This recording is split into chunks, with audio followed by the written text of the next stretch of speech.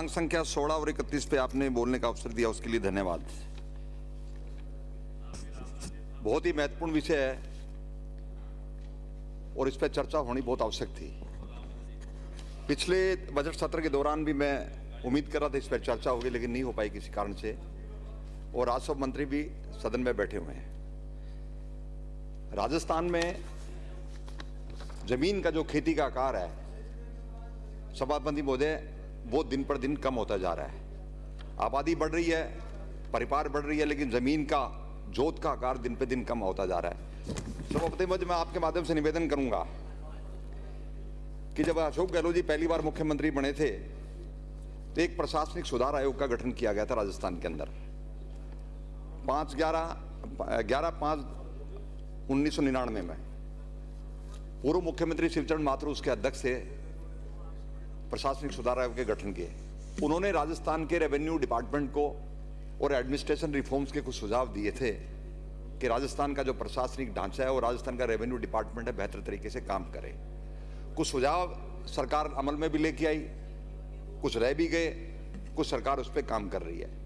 लेकिन पिछले 4 साल के अंदर मैं आपको धन्यवाद करना चाहूँगा मुख्यमंत्री जी का, हमारे राजस्व मंत्री बैठे हैं, कि रेवेन्यू में आपने जो महत्वपूर्ण जो बदलाव किए हैं, ये राजस्थान के लिए मील का पत्थर साबित होंगे। सभापति महोदय, मैं आपके सामने निवेदन करना चाह रहा हूँ कि हमारी सरकार के गठन के पश्चात हमने पहली बार जो रूल्स है, नियम से, उनमें सरलीकरण करने का प्रयास किया है। किसानों का लगान माफ किया है, फूड प्रोसेसिंग यूनिट लगाने के लिए कन्वर्जन में छूट दी गई है, इंटीग्रेटेड टाउनशिप हेतु कन्वर्जन में छूट, सामाजिक एवं धार्मिक चैरिटेबल ट्रस्ट कन्वर्जन में छूट, स्टेडियम और खेल मैदान और स्पोर्ट्स कॉम्प्लेक्स में भी हमने छूट दी है। और इसके साथ साथ जो बजट के अंदर पहली बार जो स्टाम्प ड्यूटी योजना, हमारी एमनेस्टी योजना, उसमें 2022-23 के लिए पेनल्टी और ब्याज की 100% छूट का भी हमने अनाउंसमेंट किया हमारे मुख्यमंत्री जी ने। और इसके साथ साथ भू अभिलेखों की नकल एवं सीमा ज्ञान के लिए काश्तकारों को द्वारा जो राशि पे की जाती थी, उसमें भी हमने छूट प्रदान की है। सभापति महोदय, मैं आपसे निवेदन करना चाह रहा हूं, खास करके रेवेन्यू डिपार्टमेंट के अंदर मंत्री जी यहाँ बैठे हुए हैं। मंत्री जी, राजस्थान में काश्तकारी कानून को बदलाव करने का समय आ गया है। काश्तकारी बदलाव करने का समय इसलिए आ गया है कि हरियाणा और पंजाब की तरफ से किसान को जमीन का मालिकाना हक देना चाहिए। जब जमीन का एक्विजिशन होता है, जमीन एक्वायर होती है, जमीन का बंटवारा होती है, तो तमाम दिक्कतों का सामना करना पड़ रहा है। किसान को जमीन का मुआवजा नहीं मिल रहा था, वो लिटिगेशन में जाता है और 10-10, 15-15 साल लिटिगेशन में चले जाते हैं और बार बार अधिकारियों के माध्यम से ये कहा जाता है कि साहब जमीन की मालिक राजस्थान सरकार है, आप तो सिर्फ काश्तकारी करने का आपको अधिकार है। अब जब काश्तकारी का अधिकार नियम में भी वही सारी सब चीजें हैं, तो क्यों नहीं इसके टाइटल को चेंज करके 16 हक हम किसान को दें हरियाणा पंजाब की तरफ पे, ताकि उसको जमीन का मालिक बनाया जा सके। किसान को वो अपनी जमीन अपने हिसाब से बंटवारा करे, अपने मनमर्जी से जमीन देना चाहे तो दे, नहीं देना चाहे तो दे। सर, इस पर निश्चित तौर पे आपको विचार करना चाहिए। सभापति महोदय, दूसरा मैं आपसे निवेदन करना चाहूंगा कि काफी हनुमानगढ़ और गंगानगर जिले के अंदर जो आजादी के बाद में जो लोग पाकिस्तान से यहाँ के बसे थे, जमीन के बदले में कस्टोडियन की लैंड हमने उनको दी गई थी। भारत सरकार ने कस्टोडियन का डिपार्टमेंट बंद कर दिया और सारे के सारे केसेस को कंसर्न एसडीएम को, कंसर्न स्टेट को ट्रांसफर कर दिए गए हैं।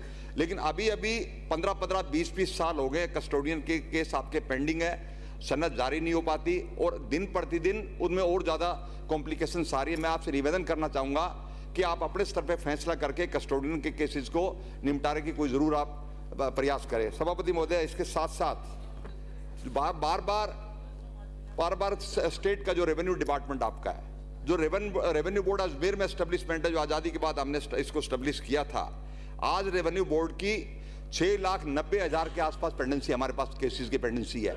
हमारे जो चेयरमैन है राजेश्वर सिंह जी, उन्होंने प्रयास किया, आपने भी प्रयास किया, कुछ लिटिगेशन कम हो, लेकिन लिटिगेशन की तादाद डे बाई डे बढ़ रही है। इसके लिए मेरा आपसे एक सुझाव है सरकार को, ये कट मोशन है रेवेन्यू का, सरकार को कॉन्क्रीट पॉलिसी बनाए और इसको बाइफिरकेट करे। आप डिवीजन लेवल पे कम से कम रेवेन्यू बोर्ड की आप स्टेब्लिशमेंट करें, ताकि लोगों को यहाँ नहीं आना पड़े। आपके काम भी जल्दी निपटारा होगा और रेवेन्यू बोर्ड अजमेर का काम भी कम होगा। इस पे आप विचार करें सरकार से। मैं सरकार से अपील करना चाहूंगा कि इसको बाइफरकेट करें, क्योंकि सर्किट बेंच आजादी से पहले की यहाँ थी, रेवेन्यू बोर्ड पहले से बना हुआ था। बार बार रेवेन्यू बोर्ड के अंदर लोग धक्के खाते हैं, रिजल्ट मिलता नहीं है, तारीख पर तारीख, तारीख पे तारीख, उसका कोई किसान निराश होता है। इसलिए मैं आपसे निवेदन करना चाहूंगा सभापति महोदय, इसके साथ साथ आपके जितने भी पटवारी तो आपने भर्ती कर दी है, इसके लिए आप बधाई के पात्र हो। पहली बार हर पंचायत लेवल पे पटवारी चला गया, लेकिन पटवारियों का आप पाबंद करें कि वो पंचायत हेडक्वार्टर पे रोजाना बैठे, वो घर से पटवार खाना चला रहे हैं वो, और बार बार किसान को धक्के खाना पड़ रहा है। तो आप कम से कम ये सुनिश्चित करें कि पटवारी कम से कम 2 या 3 दिन जो उसका समय के हिसाब से वो पंचायत हेडक्वार्टर पे बैठे और उसका समाधान करें। सभापति महोदय, मैं आपके माध्यम से मंत्री से निवेदन करना चाह रहा हूं कि मेरी तहसील सादुल शहर के अंदर RAA की एक कैंप कोड आप जरूर एस्टेब्लिश करें, क्योंकि सारा का सारा खेती का क्षेत्र है, लोगों की आमदनी का मुख्य जरिया खेती है, और आए दिन लिटिगेशन हो रहे हैं और 35-40 किलोमीटर जा रहा है। तो कम से कम महीने में 1 हफ्ता 2 हफ्ता एक कैंप कोड RAA का कैंप कोड एस्टेब्लिश करेंगे तो लोगों को हम इसका फायदा दे सकते हैं। सभापति महोदय, इसके साथ साथ लंबे समय से जो किसानों का जो आबियाना का जो इशू है, बार बार आपके समक्ष भी आया है, माननीय मुख्यमंत्री से मैंने दरख्वास्त करी है कि किसानों का या तो आबियाना आप माफ करें या किसानों की आबियाने की वसूली रोकी जाए, और किसान पे सबसे बड़ी चोट है ये। और इसके साथ साथ मैं आपसे आग्रह करना चाहूंगा, आपने जो खेती के लिए जो नहरों से जो पानी दिया जाता है खेतों में, उस पे हमने वर्ल्ड बैंक से लोन लिया था, और वर्ल्ड बैंक की जो कंडीशन ये थी कि हर नहर के ऊपर एक वितरिका का अध्यक्ष होगा। वो वितरिका का अध्यक्ष नहीं होगा, वो मालिक हो गया नहर का, और जो किसान को जो पानी की बारी का जो झमेला है वो बार बार किसान को परेशान करता है। मैं आपसे निवेदन करना चाहूंगा, आप इरिगेशन मिनिस्टर से बात करके इसमें अमेंडमेंट कराए और उस अध्यक्ष की ताकत को खत्म करके आप नहरी पटवारी की भर्ती करें, ताकि किसान को न्याय दे सके और उसकी फसल का उसको दाम भी मिले, फसल पैदा करने का उसका अवसर भी प्रदान करे। इसमें जरूर आप हमारी सिफारिश करें।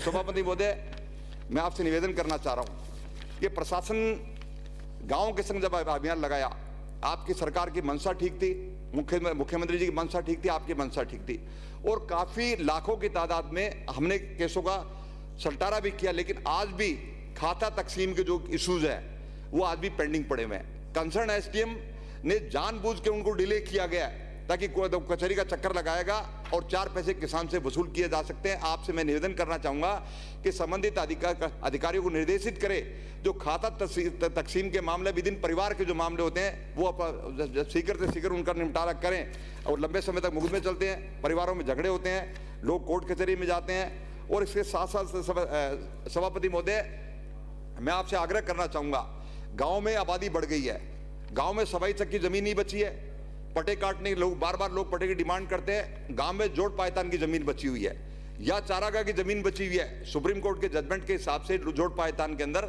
हम में या तो सरकार कोई ऑल्टरनेट अरेंजमेंट करे या उनका कोई और रास्ता निकाल के या उसके कंपनसेट किस तरीके से करते हैं, सरकार इससे विचार करे। मेरे विधानसभा क्षेत्र के गाँव जोदेवाड़ा में, मिर्जेवाड़ा में, दौलतपुरा में, दौलतपुर दुनिया भर की आबादी जो जोड़ पायतान में आगे बस गई है, उनको सरकारी सुविधा नहीं मिलती। जब हम लोग जाते हैं तो लोग हमें पूछते साहब हमारे कनेक्शन नहीं हो रहा, बिजली का कनेक्शन नहीं हो रहा, नलके का कनेक्शन नहीं हो रहा, सरकार के माध्यम से जो सुविधा मिलती है वो नहीं हो रही।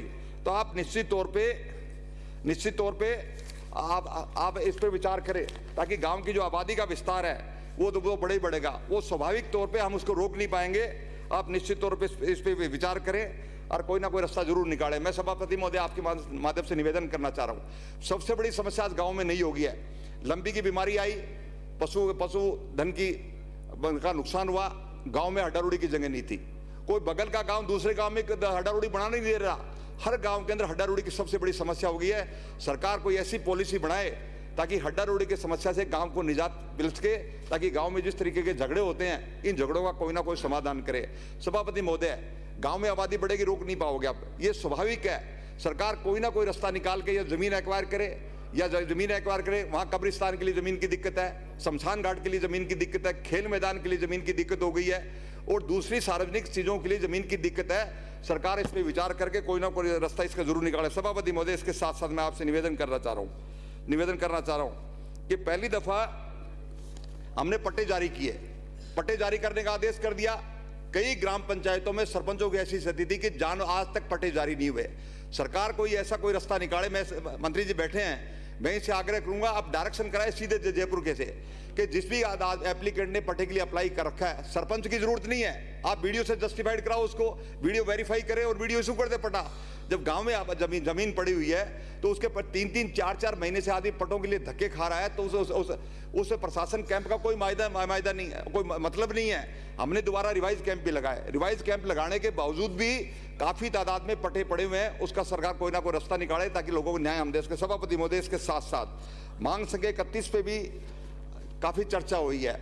हमारे जिले में एक कम्युनिटी है धानक, वो कहीं धान का बोला जाता है, कहीं धान का बोला जाता है, कहीं धानु का बोला जाता है। वो कम्युनिटी एससी में है, लेकिन कई जगह उसको एसटी में माना जाता है, लेकिन उसको सर्टिफिकेट इशू करने में दिक्कत आ रही है। अभी कल परसों भी काफी धानका समाज के लोग धरने पर बैठे हुए थे। एक चिट्ठी 9/8/19 को तत्कालीन कलेक्टर ने राज्य सरकार को लिखी थी, काम साहब जो गजट नोटिफिकेशन के हिसाब से हम इनको एससी में नहीं मान सकते। मेरा मंत्री जी बैठे, मेरा मंत्री से आग्रह है, ये अलवर में भी दिक्कत है, आप इसका कोई परमानेंट समाधान करके गजट नोटिफिकेशन में कोई अमेंडमेंट करना है, करके इस धानक और धानका का जो इशू है उसको खत्म करें, ताकि रोज रोज की समस्या जो आ रही है उसको खत्म करें। सभापति महोदय, इसके साथ साथ राजस्थान की सरकार ने जो सोशल जस्टिस में, सामाजिक न्याय में जो काम किया है वो हिस्टोरिकल काम किया है। हमारे साथियों ने, मेरे से पूर्व सारे वक्ताओं ने बड़े विस्तार से चर्चा करी है। मैं धन्यवाद करना चाहूंगा राजस्थान के मुख्यमंत्री जी का, जिस भारत सरकार ने सबसे पहले अगर चोट करी है वो सामाजिक न्याय मंत्रालय पे की है। नरेगा उसी का पार्ट है। कोरोना के दौरान इस देश के अंदर सबसे ज्यादा अगर सबसे ज्यादा मदद किसी सेक्शन के माध्यम से की गई थी और किसी सोसाइटी को अगर फायदा हुआ था, वो नरेगा में काम करने वाले लोगों को आता। ये भारत सरकार की स्कीम थी, राज्य सरकार का भी इसमें हिस्सा है, लेकिन भारत सरकार ने लेटेस्ट बजट के अंदर 33% की उसमें कमी कर दी है। ये सामाजिक न्याय पे सबसे बड़ी चोट है।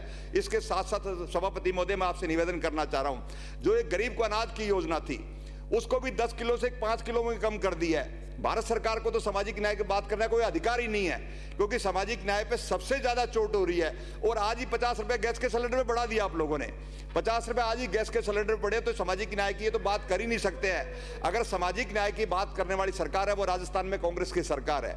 राजस्थान के मुख्य सामाजिक न्याय की बात करते हैं, राजस्थान के सरकार के मंत्री सामाजिक न्याय की बात करते हैं। और सामाजिक न्याय में जो महत्वपूर्ण फैसला जो बजट एलोकेशन किया है, ये हिस्टोरिकल बजट एलोकेशन किया है।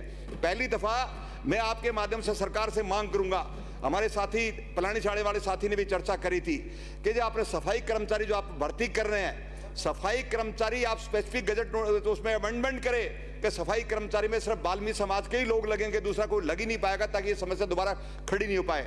सभापति महोदय, आपके माध्यम से निवेदन करना चाह रहा हूं कि हमारे साथी बार बार गाय की बात करते हैं। गाय पे कई दफा इन्होंने राजनीति करी है और गाय के नाम पे एक बार सरकार की बन चुकी है। पहली दफा राजस्थान की सरकार ने गौशाला हेतु जो जमीन अलॉटमेंट का जो सिस्टम है, अधिसूचना दिनांक 17/7/2020 को जारी करके राजस्थान गौशाला हेतु आवंटन नियम 1957 में संशोधन कर गौशाला हेतु आवंटन की समयावधि 20 वर्ष से बढ़ा के 30 साल कर दी गई है। यह है गौओं की सेवा का उदाहरण। और पहली बार गौओं को गौशाला में जो अनुदान की राशि है वो भी राजस्थान की सरकार ने बढ़ाई है। ये हमारी सरकार का काम है। सभापति महोदय, मैं आपसे निवेदन करना चाह रहा हूं, हमारे सामाजिक न्याय के मंत्री बैठे हैं, आपने समाज का जो हक जिसको मिलना चाहिए आखिरी छोर के व्यक्ति का आपने ध्यान रखा है और सारी के सारी सामाजिक योजनाओं को आपने ऑनलाइन किए। मैं बधाई देना चाह रहा हूं। और इसके साथ साथ जो स्कूटी योजना है उसके जो आपने जिसकी बढ़ा के आपने तादाद ज्यादा करी है, मैं उम्मीद करूं राजस्थान का कोई दिमाग, कोई जरूरतमंद व्यक्ति अगर स्कूटी मांग करता है तो राजस्थान सरकार एश्योर करे कि राजस्थान सरकार के माध्यम से उसका समाधान किया जाएगा। सभापति महोदय, मैं आपके माध्यम से निवेदन करना चाह रहा हूं, पहली बार पेंशन की बात हमारी सरकार ने शुरू करी थी। पेंशन हमने पेंशन को बढ़ाया, सारी श्रेणियों की पेंशन बढ़ी है, सारी श्रेणियों की पेंशन बढ़ी है। लोगों को पहली बार इस बात का एहसास हुआ कि राजस्थान में कोई सरकार है वो सामाजिक न्याय की पक्षधर सरकार है, वो सबको साथ लेके चलने वाली सरकार है। और लोग इस बात को महसूस कर रहे हैं कि पहली सरकार जो है ये वही सरकार जो हमारी बात कर रही है। दूसरी बात सभापति महोदय, मानवता के आधार पे अगर सामाजिक न्याय को जस्टिफाइड किया किसी व्यक्ति ने, उसका नाम है अशोक गहलोत। ओपीएस की जो स्कीम लागू करी है उस कर्मचारियों मानवता के आधार पर राजस्थान के अंदर वो राजस्थान की सरकार ने करी है। और चुनाव के डर से कल कर्नाटक गवर्नमेंट ने भी अनाउंस कर दी, बीजेपी की सरकार है, वो चुनाव के डर से है, वो डर सताए जा रहा है। ये डर इतना बड़ा इनको कि सरकार इनके हाथ से जा रही है। बार बार जो प्रधानमंत्री जी जो ओपीएस का विरोध कर रहे थे, जो लोकसभा राज्यसभा में जो बयान दे चुके थे, आज से 7 दिन पहले हिंदुस्तान की वित्त मंत्री जयपुर में आगे ओपीएस का विरोध करके गई थी और कल वापस वो फैसला वापस लेना पड़ा और कर्नाटक में ओपीएस की स्कीम को लागू कर दिया गया। सभापति महोदय, राजस्थान की सरकार का दबाव था, राजस्थान सरकार के मुख्यमंत्री का फैसला था, जन कल्याण का फैसला था, जिसको सरकार के मान ने फैसला किया। सभापति महोदय, आपने मुझे बोलने का मौका दिया, इसके लिए बहुत बहुत धन्यवाद।